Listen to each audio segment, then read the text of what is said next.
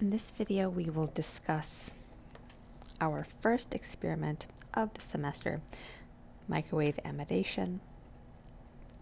We'll be doing this week 2.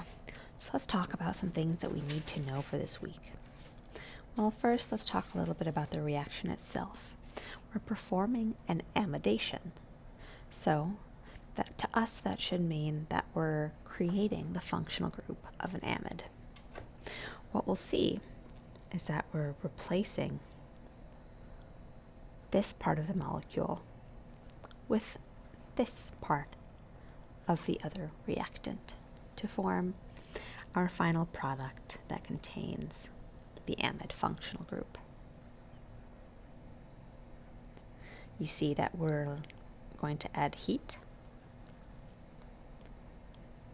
and water as a workup.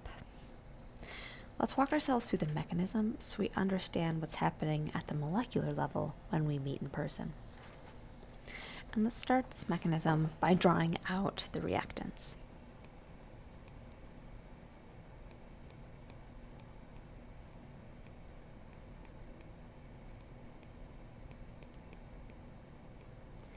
There's reactant number 1.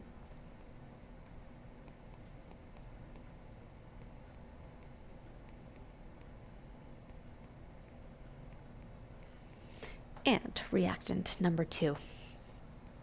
Now, as we work our way through mechanisms in this class, what I really want us to focus on is identification of nucleophiles and identification of electrophiles. As a biochemist,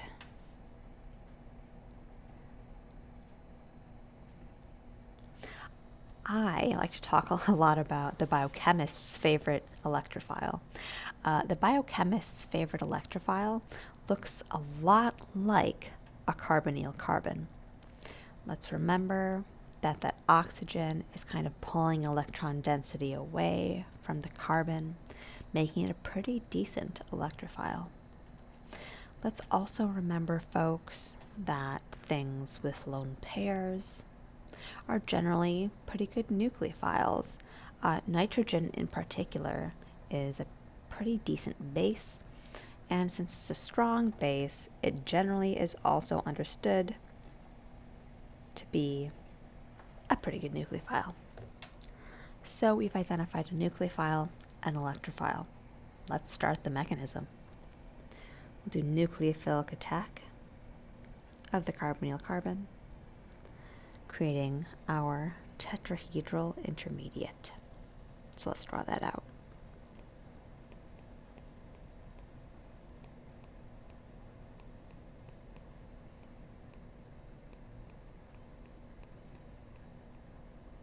We'll see our tetrahedral intermediate has a negative charge on that oxygen. And since nitrogen normally forms 3 bonds with a lone pair, it's now forming 4. It bears a positive charge.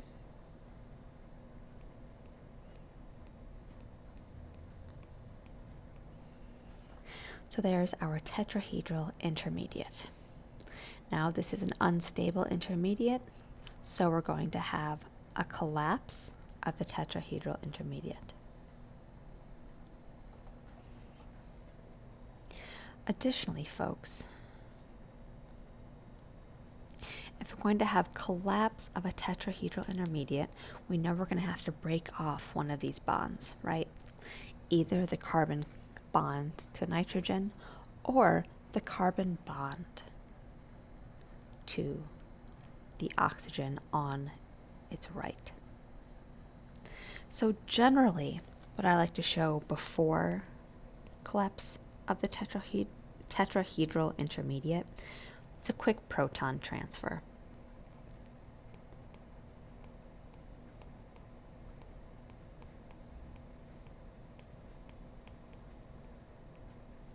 We know we want the oxygen group on the right to be the leaving group.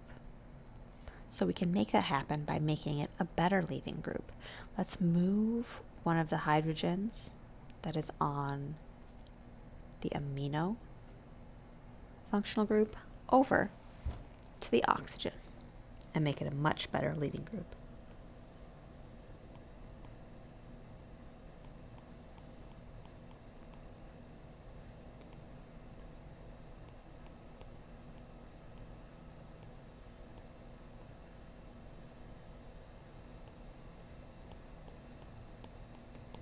So now what's happened is I've protonated that oxygen, and so it bears a positive charge now. And this is great because as we move forward with the mechanism, it makes a lot of sense.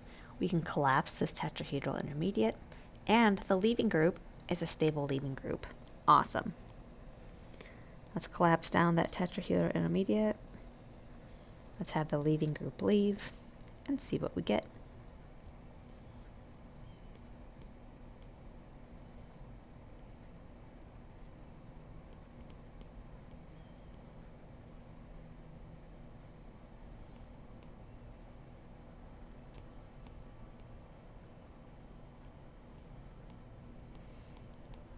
So there's our first amidated product. And there is the leaving group that left. I want everyone to take a moment and kind of study that leaving group and see if you can identify it. And then also potentially think a little bit about whether or not this is how the leaving group would actually look in solution. So in the reaction, folks, you saw that we used a microwave to heat up the reagents, but we didn't have to use something like an acid catalyst to get this reaction going. Why is that? So if you haven't already learned this in your organic class, you will probably learn it soon. Among all the carboxylic acid derivatives, some are more stable than others. And this has a lot to do with stability of the leaving group, right? We should be pretty good at recognizing that chlorine is a pretty decent leaving group. It's electronegative. It can hold on to that charge pretty well. However, other groups that contain nitrogen, for example, don't hold that negative charge very well. They're basic. They generally want to take a proton or bear a positive charge. So that's one aspect to think about. What's the better leaving group? Up the top, good leaving groups. Up on the bottom or down on the bottom, bad leaving groups. But additionally, we can think about stability of carboxylic acid derivatives based on the stability of the bonds themselves and the structure itself. For example, acid chlorides are less stable than amides. Amides have increased resonance, and anything with increased resonance is more stabilized. Why is that, for example? Well, if we were to draw resonance structures for chlorine, chlorine's lone pairs would have to point in towards the carbonyl. Chlorine is pretty electronegative, so it's going to be less likely to want to participate in that resonance. However, nitrogen is much more willing to donate those lone pairs into the carbonyl, and so it will have better resonance, therefore it is more stable. So that's one of the reasons why we don't need a catalyst. We're going from less stable to more stable products, and that pushes the reaction forward. What else do we have to think about this week? This week we will do some staining of our TLC plates, so we won't just visualize them under UV, we'll use a stain. Particularly today, we're using a stain called ninhydrin. Ninhydrin reacts with ammonia, with primary amines, or with secondary amines. And when it does, it forms a deep purple dye on the plate. On the right, is shown a structure of ninhydrin. And so what does this reaction look like? Well, in the context of this class, ninhydrin here reacts with one of our reactants because it contains a primary amine, and will create this dye with an extended conjugation system. And this extended conjugation is what we perceive as color and fluorescence.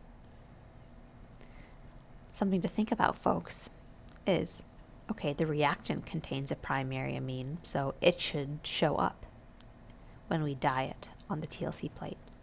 But will the products show up? Might be a question you ask yourself.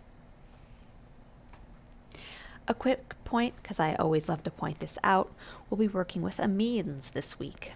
Amines, particularly smaller amines, tend to have this pretty disgusting fishy smell. So, we'll all work our best not to be smelling a lot of gross smells this week. Now I'm going to wrap up this first video of 2 with the principles of green chemistry we'll focus on for this week. The first is prevention. Let's prevent waste. And so, as we work our way through our experiment, I want you to keep this in mind, and I'd like to see this discussed in your conclusion. We're always thinking about preventing waste rather than cleaning it up. If we have to clean up the waste, it's already created this waste. Let's prevent it so it doesn't exist in the first place. Think about how we could prevent waste in this experiment. Additionally, let's talk about atom economy. For atom economy, we're talking about maximizing how much of our reactant ends up in the product. So let's make the most out of our reactants so that all of the reactants, or as much as possible, ends in that product. And so please keep this in mind this week as well, and talk about it a little bit in the conclusion. This wraps up this first video. Please go on and check out the second video about mass spectrometry and how we'll use it in lab.